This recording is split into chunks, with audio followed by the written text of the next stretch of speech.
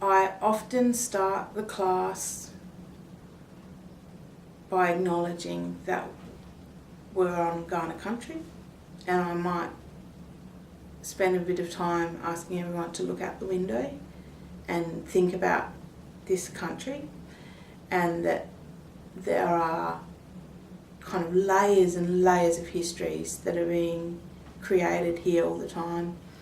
So one thing that teachers can do to make students feel safe, so particularly where there might be a strong Indigenous focus on the content for that week, is to go to the students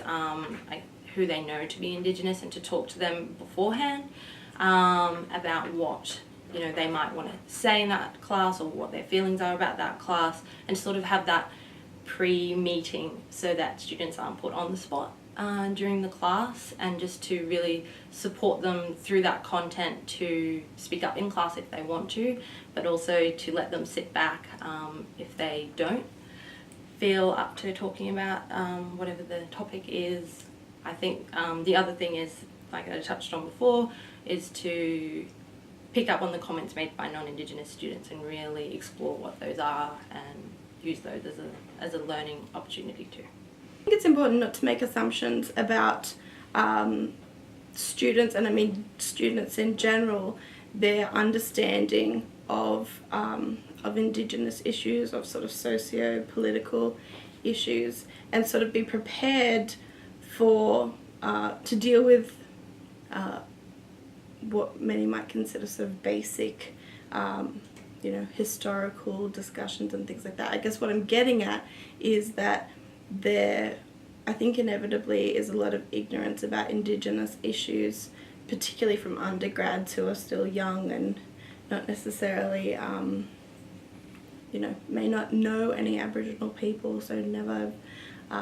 looked at Aboriginal issues before. So I don't think that we should create an environment where that ignorance is perpetuated. I think we need to be able to be prepared to talk about things, to enlighten people, I guess, because that then helps students to be able to feel like they're not going to be victimized or stereotyped in any way. That tangents will always come up when you're talking about Indigenous issues because everything is so closely linked to each other. So in terms of preparing for class and time management, you need to be prepared for those tangents and to have a strategy, I guess, to deal with, making sure that you're able to cover the material that you need to cover, but also being open to letting that discussion grow. You may have Indigenous students in your class and not know it, so you can't make assumptions based on physical appearance. So I think it's just important to keep that in mind and not to assume that there's no Indigenous students in your class.